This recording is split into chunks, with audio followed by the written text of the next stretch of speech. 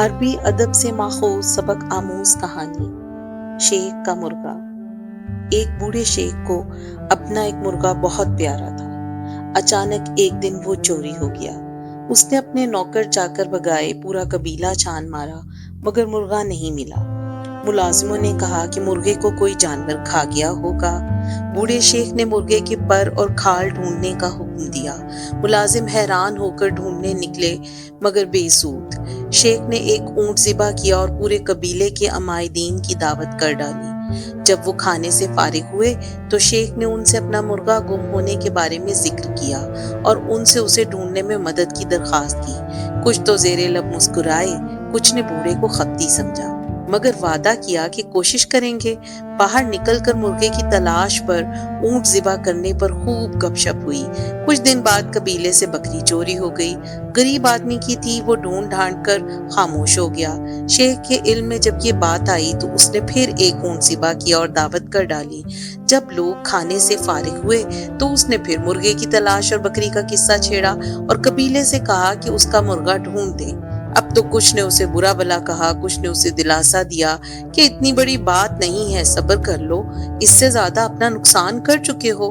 ابھی 3 دن ہی گزرے تھے کہ ایک اور شیخ کا اونٹ رات کو اس کے گھر کے سامنے سے چوری ہو گیا۔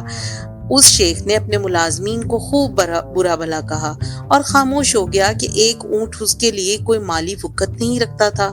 بوڑھے شیخ کو جب علم ہوا تو اس نے پھر ایک اونٹ ذبح کیا اور قبیلے کی دعوت کر دی۔ سب کھانے سے جب فارغ ہوئے تو اس نے سرسری اونٹ گم ہونے کا ذکر کر کے اپنے مرغے کو یاد کیا اور قبیلے سے التجا کی کہ اس کا مرغا ڈھونڈ دیں۔ اب تو محفل میں خوب گرما گرمی ہوئی اور بوڑھے سے کہا گیا کہ اب اگر دوبارہ اس نے مرغے سے متعلق کوئی بات کی تو پورا قبیلہ اس سے قطع تعلق کر لے گا۔ شیخ کے بیٹوں نے بھی باپ کی اس حرکت پر مہمانوں کو رخصت کرتے ہوئے معذرت خواہانہ رویہ اختیار کیا اور شرمندہ بھی ہوئے کہ ایک مرغے کے بدلے 3 اونٹ اور شرمندگی علیحدہ۔ یقیناً ان کا باپ اب سٹیا گیا ہے۔ 15 روز گزرے تو قبیلے کی ایک لڑکی کنویں سے پانی بھرنے گئی اور پھر واپس نہیں آئی۔ گاؤں میں کوہرام مچ گیا، پورے قبیلے کی عزت داؤ پر لگ گئی۔ نوجوانوں نے جتھے بنائے، تلاش شروع کی۔ پہلے گاؤں، پھر ارد گرد، پھر مزید گاؤں کے لوگ شامل ہوئے اور ارد گرد کے گاؤں سے معلومات کی گئیں تو پتہ چلا کہ کچھ ڈاکو قریب پہاڑ کی ایک غار میں کچھ عرصے سے رہ رہے ہیں۔ گاؤں کے لوگوں نے چھاپا مارا، وہاں لڑائی ہوئی، اموات ہوئیں اور لڑکی برآمد کر لی گئی۔ لوگوں نے وہاں اونٹ، بکری اور مرغے کی باقیات بھی ڈھونڈ لی۔ تب انہیں احساس ہوا کہ بوڑھا شیخ کس طوفان کے آنے کا انہیں اندیا دے رہا تھا۔ اگر گاؤں کے لوگ مرغے پر ہی متحد ہو جاتے تو آبرو تک بات نہ پہنچتی۔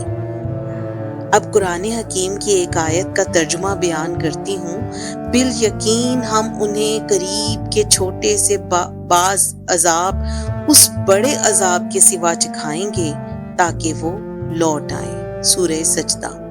یہ اللہ کریم کی سنت ہے کہ وہ بڑی تکلیف سے پہلے چھوٹی تکلیف سے تنبیہ فرماتا ہے تاکہ اہل عقل سمجھ جائیں اور اپنی اور اپنے ملکیتی ریوڑ پر توجہ دیں، اس سے قبل کہ اسے بھیڑیے نوچ کھائیں۔ اللہ تعالیٰ قوم کے غلط سیاسی فیصلوں کی وجہ سے ان کو ایک عرصے سے مہنگائی، بے روزگاری، دھماکوں، لوڈ شیڈنگ، سیلابوں، زلزلوں اور دیگر کئی ایک چھوٹے چھوٹے عذابوں میں مبتلا رکھ کر تنبیہ فرما رہا ہے کہ وہ صحیح مقصد کی طرف واپس لوٹ آئیں۔ اللہ تعالیٰ ہم سب کو صراط مستقیم پر چلائے، آمین۔ میں نے یہ ویڈیو بہت محنت سے بنائی ہے، اس لیے براہ مہربانی اس کو لائک کریں، شیئر کریں اور سبسکرائب کریں۔ Thank you.